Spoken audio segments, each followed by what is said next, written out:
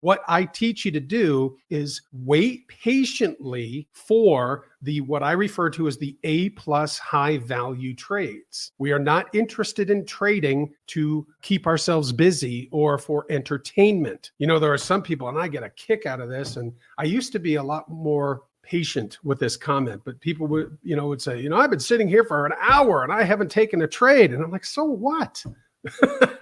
Not trading is a trading decision. Did you know that? If you have enough information to keep you on the sidelines, what are you? You are safe. You're not participating in a sideways market. A sideways market is where most people get their heads handed to them. You've got trending, cycling, and sideways. And if you don't have etched in stone rules to cover all three of those types of markets, you will bleed your account dry. You will do it. The odds are totally stacked against you if you do not have an approach that will cover you in all three markets.